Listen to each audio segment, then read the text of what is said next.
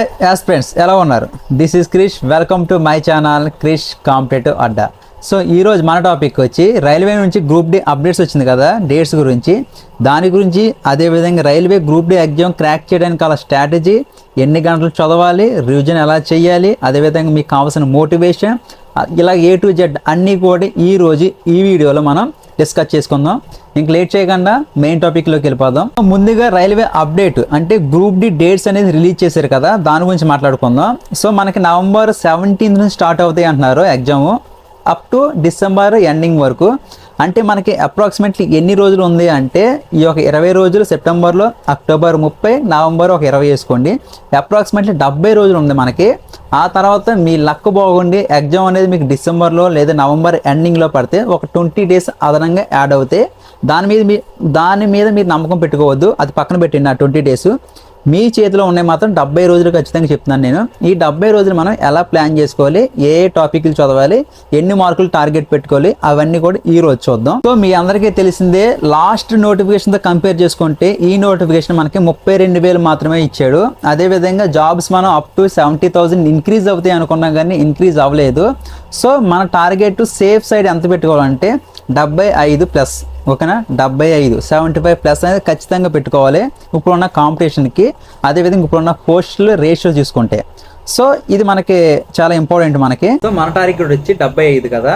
So ఇప్పుడు ఏ subject నుంచి ఎన్ని మార్కులు సంపాదించాలి అని ఆలోచిస్తే, అర్థమెటిక్ నుంచి 25కి 20, రీజనింగ్ 30కి 25, జనరల్ సైన్స్ నుంచి 25కి 20, జిఎస్ అండ్ కరెంట్ అఫైర్స్ నుంచి 10 మార్కులు 20 నుండి. సో ఇవన్నీ యాడ్ చేస్తే మనకి 75 వస్తాయి. So 75 is the any board, any category safe score at present situation, ఓకేనా? అదేదో మైండ్లో గుర్తుపెట్టుకోండి. సో ఇప్పుడు మనం ఇక్కడ ఈ 4 సబ్జెక్టులో దేని మీద ఎక్కువ ఫోకస్ చేయాలంటే 3 సబ్జెక్టులు మనకి, అర్థమెటిక్, రీజనింగ్, అదేవిధంగా జనరల్ సైన్స్. ఈ 3 కలిపి మనకి 80 మార్కులకి ఉన్నాయి, ఓకేనా?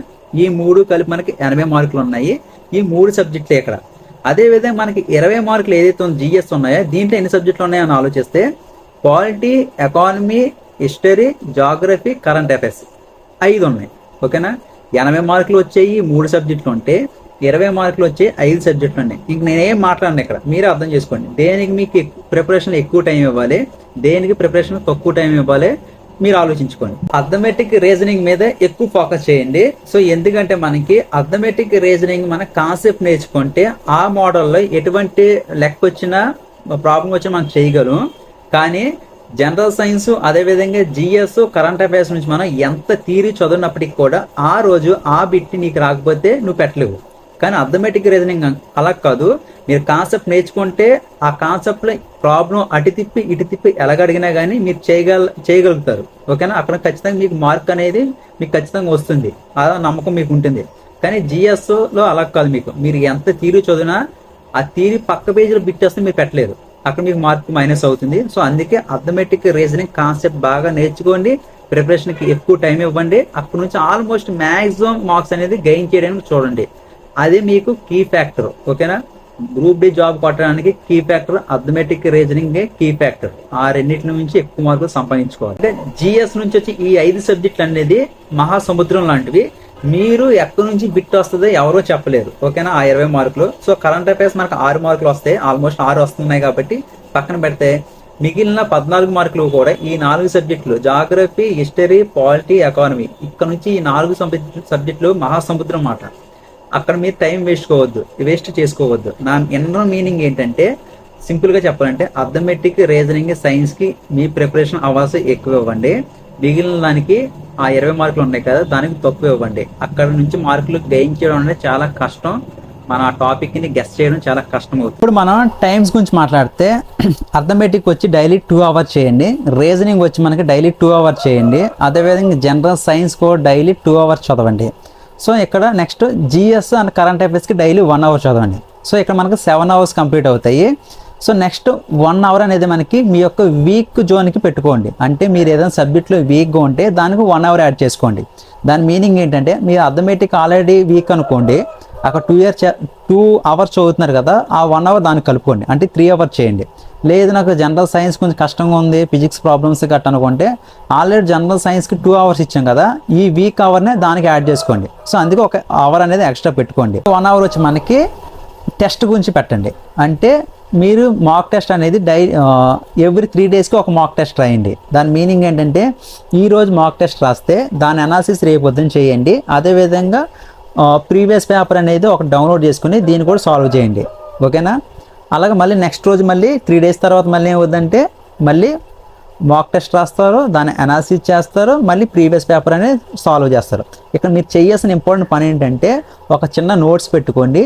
ఈ మాక్ టెస్ట్లో రిపీటెడ్గా వస్తున్న టాపిక్స్, అదేవిధంగా ఈ ప్రీవియస్ పేపర్లో ఇంపార్టెంట్ టాపిక్స్ రెండు కూడా ఒక నోట్స్లో రాసుకోండి. అది ఏ సబ్జెక్ట్ అయినప్పటికీ కూడా, అథమెటిక్, రీజనింగ్, జిఎస్ ఏదైనా, కరెంట్ అఫైర్స్ ఏదైనా, ఆ ఇంపార్టెంట్ టాపిక్స్ అన్నీ కూడా ఒక బుక్లో రాసుకోండి. ఎందుకంటే రేపు పొద్దున్న మనకి ఎగ్జామ్కి ముందు రోజు మనం ఏం చేస్తామంటే 10 రోజుల ముందు మనకు ఆ ఇంపార్టెంట్ టాపిక్సే మనం చదువుకుని వెళ్తాం కాబట్టి. అదేవిధంగా మనకి ఏమవుద్దంటే మనకి 3 డేస్కి ఒక మాక్ టెస్టులు రాస్తున్నాం కాబట్టి, అంటే 30 రోజుల్లో 10 టెస్టులు ఏమి మనకి ప్రీవియస్ పేపర్లో వస్తాయి. అదేవిధంగా 10 టెస్టులు ఏమి మనకి ఏమొస్తాయి అంటే మాక్ టెస్టులు వస్తాయి. అదే 60 రోజులకి ఏమొస్తాయి అంటే 20, 40 వస్తాయి. 40 పేపర్లు అంటే చాలా ఎక్కువ మనకి ఎగ్జామ్కి. సో 20 పేపర్లు మాక్ టెస్ట్లో, 20 పేపర్లు ప్రీవియస్ పేపర్లో. ఈ టాపిక్స్ అన్నీ ఉన్నాయి కదా, రిపీటెడ్గా వచ్చాయి. అదేవిధంగా ఇంపార్టెంట్ టాపిక్స్ అవన్నీ కూడా నోట్స్లో నీట్గా రాసుకోండి. చాలా టాపిక్స్ వస్తాయి, అవన్నీ కూడా లాస్ట్ 5 to 10 డేస్లో మనకు కంప్లీట్ చేసుకుని వెళ్ళాలి. అయ్యే పడతాయి, రిపీటెడ్ క్వశ్చన్ మనకు అయ్యే పడితే ఆ టాపిక్ మనం మిస్ అవ్వకూడదు. సో టోటల్ 9 అవర్స్ వచ్చింది కదా మనకి. సో నేను ఇప్పుడు ఒక క్వశ్చన్ అడుగుతున్నాను, నువ్వు 9 అవర్స్ చదువుతున్నావు, నేను 9 అవర్స్ చదువుతున్నాను, ఈ అబ్బాయి కూడా 9 అవర్స్ చదువుతున్నాడు. సో రైల్వే బోర్డు ఎవరికి జాబ్ ఇవ్వాలి? నేను మళ్ళీ అడుగుతున్నాను, రైల్వే బోర్డు ఎవరికి జాబ్ ఇవ్వాలి? సో ఎవరైతే ఎక్స్ట్రా ఎఫర్ట్ అనేది ఇస్తారో at the end of the game అనేది, ఓకేనా, ఇది గుర్తుపెట్టుకోండి, at the end of the game ఎవరైతే ఎక్స్ట్రా ఎఫర్ట్ ఇస్తారో వాళ్ళకే జాబ్ వస్తుంది. ఈ 9 అవర్స్ అనేది బేసిక్ మాట, మనం అందరూ టచ్ చేయాల్సిందే. దీని తర్వాత ఎవరికైతే జాబ్ కావాలో ఆడేం చేస్తాడంటే 10 అవర్స్ చదువుతాడు, 11 చదువుతాడు, 12 చదువుతాడు, 13 చదువుతాడు, 14 చదువుతాడు. ఓకేనా? మీరు యూపీఎస్సీలో చాలామంది విన్నాం మేము 14 అవర్స్ చదివామని. వాళ్ళు డైలీ చదవరు, లాస్ట్ 3 months, 2 months, 1 month కూడా 14, 16 అవర్స్ కూడా వెళ్తారు. సో మనం కూడా ఏం చేయాలంటే మీకు జాబ్ కావాలి, నాకు కంపల్సరీగా జాబ్ కావాలన్న వాళ్ళు ఏం చేస్తారంటే పెంచండి. ఆ 9 అవర్స్ మీ బ్రెయిన్ తీసుకుందా, ఓకే, నెక్స్ట్ ఇంకొక అవర్ పెంచండి, 10 అవర్స్ తీసుకుందా, 11 అవర్స్ పెంచండి, 12 అవర్స్, ఎక్కడి వరకు తీసుకుంటే అక్కడి వరకు చేయండి. ఎన్నో రోజులు కాదు, కేవలం ఒక 60 రోజులు మాత్రమే. ఈ 60 రోజుల తర్వాత మనం ఎగ్జామ్ అని బాగా రాసాం అనుకో, 60 సంవత్సరాలు, ఓకేనా, మీకు 60 సంవత్సరాలు వచ్చేందరూ కూడా మీకు, మీ కుటుంబానికి, మీ నెక్స్ట్ జనరేషన్కి మీరు భరోసా, పునాది వేసిన వాళ్ళు అవుతారు. అది గుర్తుపెట్టుకోండి. నెక్స్ట్ ఇంకా ఒక చిన్న విషయం మాట్లాడాలి ఇక్కడ, మీరు చదివేది 50,000 జీతానికే చదువుతున్నారని గుర్తుపెట్టుకోండి. మీరు నెలకి 50,000 జీతం సంపాదించే జాబ్కి చదువుతున్నారని గుర్తుపెట్టుకోండి. సో ఎందుకంటే రేపో మాపో 8th పై కమిషన్ వస్తుంది మనకి 2026 ఎండింగ్లోనే, లేకపోతే 26 మిడ్లోనే వస్తుంది. అప్పుడు ఈ శాలరీ, గ్రూప్ డి శాలరీ 35,000 నుంచి 45,000కి లేదా 50 కూడా టచ్ అవుద్ది అని చాలామంది అంటున్నారు యూట్యూబ్లో. 50,000కి మీరు ప్రిపేర్ అవుతున్నారు, అదేదో గుర్తుపెట్టుకోండి. అందుకే మీరు మ్యాక్సిమం ఎంతైతే ఎఫర్ట్ పెట్టగలరో అంత పెట్టండి, అంత ఇవ్వండి. మీరు ఎగ్జామ్ అయిన తర్వాత 1 మార్కులో పోయింది, 0.00లో పోయింది అన్న బాధ అయితే పడద్దు. ఇది ఏమి చేయొద్దు, ఇవ్వాల్సినంత ఇవ్వండి, కష్టపడండి. ఈ 60 రోజులే, తర్వాత మళ్ళీ నార్మల్లే కదా, మన లైఫ్ మళ్ళీ మామూలే. మన స్లీపింగ్ టైమ్స్, మన ఫుడ్ టైమింగ్స్ ఏమి మారు, అంత కామన్గా వెళ్ళిపోతాయి. ఈ 60 రోజులు మాత్రం సీరియస్గా ప్రిపేర్ అవ్వండి. ఒక స్ట్రాటజీ తీసుకుందాం, ఓకేనా. సో మనకి 70 డేస్ ఉన్నాయి కదా, దాన్ని నేను 30, 30, 10 కింద డివైడ్ చేశాను. సో ఆ 30 ఫస్ట్ 30 వచ్చి మనకి సిలబస్ కంప్లీట్ చేద్దాం, ఓకేనా. ఫస్ట్ 30 వచ్చి మనం సిలబస్ కంప్లీట్ చేద్దాం. ఆల్రెడీ కంప్లీట్ చేసిన వాళ్ళు ఉంటే రివిజన్ చేసుకోండి, ఓకేనా. సిలబస్ కంప్లీట్ చేద్దాం ఫస్ట్ 30 కూల్గా, ఓకేనా. ప్రతిరోజు ఒక టాపిక్ తీసుకుని, అథమెటిక్ నుంచి ఒక టాపిక్, రీజనింగ్ ఒక టాపిక్, జనరల్ సైన్స్ నుంచి ఒక టాపిక్, ఇది ఒక టాపిక్, జిఎస్ నుంచి ఒక టాపిక్. సో జిఎస్ టాపిక్ గురించి మాట్లాడితే నేను 2 విషయాలు చెప్పను మీకు. జిఎస్ టాపిక్ ఇంపార్టెంట్ 100 టాపిక్స్ రైల్వేకి, ఎస్ఎస్సికి ఒక వీడియో చేశాను నేను. ఆ వీడియోని డిస్క్రిప్షన్లో ఇస్తాను నేను, ఓకేనా. అది గుర్తుపెట్టి ఆ ఇంపార్టెంట్ 100 టాపిక్స్ ప్రిపేర్ అయిన తర్వాత జిఎస్లో మిగిలిన టాపిక్స్ ప్రిపేర్ అవ్వండి. అది ఫస్ట్ పాయింట్. సెకండ్ పాయింట్ వచ్చి మీకు ఇందాక ప్రీవియస్ పేపర్ గురించి చెప్పాను కదా, ప్రీవియస్ పేపర్ గురించి మీరు ఎక్కడ ఇబ్బంది పడద్దు.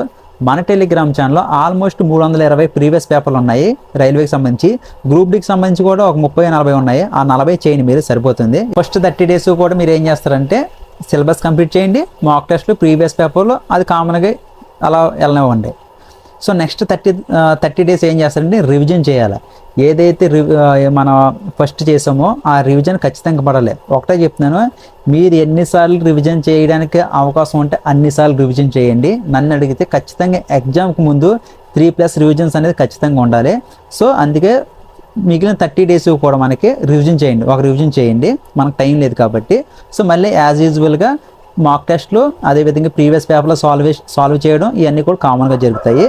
సో నెక్స్ట్ మనకి ఏమవుద్దంటే లాస్ట్ 10 డేస్, ఓకేనా, ఇది చాలా ఇంపార్టెంట్. లాస్ట్ 10 డేస్ ఏం చేస్తారంటే మీరు కొత్త టాపిక్లు ఏమీ ప్రిపేర్ అవ్వద్దు, పక్కన పెట్టండి. మీరు చేయాల్సింది ఏంటంటే ఈ 60 రోజులు ప్రీవియస్ పేపర్లో ఉంచి ఏదైతే ఇంపార్టెంట్ టాపిక్స్ రాసుకున్నారో, ఓకేనా, అదేవిధంగా ఈ 60 రోజులు మాక్ టెస్ట్లో మనకి రిపీటెడ్ అడుగుతున్న టాపిక్స్ ఏ ఉన్నాయో దాని మీద ఫుల్ కాన్సన్ట్రేషన్ చేయండి. ఈ 10 రోజులు కూడా మనకి ఆ ఇంపార్టెంట్ టాపిక్స్ అన్నీ కూడా కవర్ చేసి దాని బ్యాకప్ ఉన్న టాపిక్స్ కొన్ని రిలేటెడ్ టాపిక్స్ కూడా కవర్ చేసి కరెంట్ అఫైర్స్ కూడా నీట్గా చేసుకుంటే చాలు. మనకి ఈ 10 రోజులు చాలా ఇంపార్టెంట్. మీరు కొత్త టాపిక్లు చదివేసి కన్ఫ్యూజన్ అవ్వద్దు, ఉన్నదాన్ని వేస్ట్ చేసుకోవద్దు, ఓకేనా. అది స్ట్రాటజీ. ఇంపార్టెంట్ టాపిక్స్ అనేది మీరే రాసుకోండి. మీ ప్రీవియస్ పేపర్లో సాల్వ్ చేసినప్పుడు మీకు అనిపిస్తుంది కదా, అరే ఈ బిట్ అంతమంది పడుతుంది, ఈ టాపిక్ ఇంపార్టెంట్ అంటే మీరు ఖచ్చితంగా రాసుకోండి. మాక్ టెస్ట్లో కూడా రిపీటెడ్ టాపిక్ రాసుకోండి. లేదు అనుకుంటే నేను ఆల్రెడీ వీడియో చేశాను, top 100 topics for SSC and railways అనేది. సో అది ఒకసారి చూడండి, మ్యాక్సిమం అయ్యే ఇక్కడ మీకు తగిలితే కూడా, ఓకేనా. ఇంకా వీడియో చివరికి వచ్చింది. సో ఇప్పటి వరకు చెప్పిందంతా కూడా మీకు అర్థమైంది అనుకుంటున్నాను. ఇంకా ఏమైనా డౌట్లు ఉంటే కింద కామెంట్ చేయండి, ఖచ్చితంగా నేను రిప్లై ఇస్తాను, ఓకేనా. టార్గెట్ అయితే 75 పెట్టుకోండి. All the best, all the very best. మనకి ఎప్పుడూ కూడా సెకండ్ ఛాన్స్ అనేది చాలా ఇంపార్టెంట్. మీరు టెస్ట్ మ్యాచ్లో 2 ఇన్నింగ్స్లు ఉంటాయి. ఎందుకంటే ఒక ఇన్నింగ్స్ ఫెయిల్ అయిన వాడు 2 ఇన్నింగ్స్ సెంచరీ చేసి తన యొక్క టీంని గెలిపించుకోవడానికి. ఇప్పుడు కూడా అంతే, మీరు ఆల్రెడీ గతంలో జరిగింది 1 పాయింట్ లేదా 2 మార్కులతో జాబ్ కోల్పోయాం, ఓకే, అది అయిపోయింది. ఇప్పుడు ఛాన్స్ వచ్చింది మనకి, మళ్ళీ వెంటనే ఛాన్స్ ఇచ్చారు కాబట్టి దేవుడు దీన్ని ఖచ్చితంగా యూటిలైజ్ చేసుకోండి. గతం గురించి ఆలోచించొద్దు, భవిష్యత్తు గురించి ఆలోచించొద్దు. భవిష్యత్తు మీన్స్ వస్తుందా రాదా అని టెన్షన్ వద్దు. అదే గతంలో పోయింది అని వద్దు, ప్రజెంట్లో ఉండండి. ఈ 60 రోజులు మనకు చాలా ఇంపార్టెంట్. ఈ 60 రోజుల్లో 75 మార్కులు పెట్టండి, తర్వాత తడిగొట్టేసుకుని పడుకుందాం, ఓకేనా. Thank you for watching. ఈ వీడియోలో మీకు నచ్చితే స్ట్రాటజీ కానీ, టైమింగ్స్ కానీ, లేకపోతే ఆ టార్గెట్ మార్క్స్ కానీ అవన్నీ మీకు నచ్చితే తీసుకోండి. ఇది నా స్ట్రాటజీ, నేను ఫాలో అవుతున్న స్ట్రాటజీ, నేను ఫాలో అవ్వాలనుకుంటున్న స్ట్రాటజీ, ఓకేనా. యూట్యూబ్లో, ఇన్స్టాగ్రామ్లో ఎవరో అడిగారు కాబట్టి నేను ఈ వీడియో చేస్తున్నాను. మీకు వేరే స్ట్రాటజీ యూట్యూబ్లో ఇంకా చాలామంది పెద్ద యూట్యూబ్ ఛానల్స్ ఉన్నాయి, వాళ్ళందరిలో అవి కూడా మంచి స్ట్రాటజీలే, ఒకసారి చూడండి. దాంట్లో ఏదైనా నచ్చితే తీసుకోండి, కానీ తొందరగా ఈరోజే మీ స్ట్రాటజీ తీసుకోండి. ఈరోజే దాన్ని దాన్ని ఫిక్స్ అయ్యి దాని ప్రిపరేషన్ స్టార్ట్ చేసేయండి, ఏదైనప్పటికీ కూడా, ఓకేనా. Thank you for watching.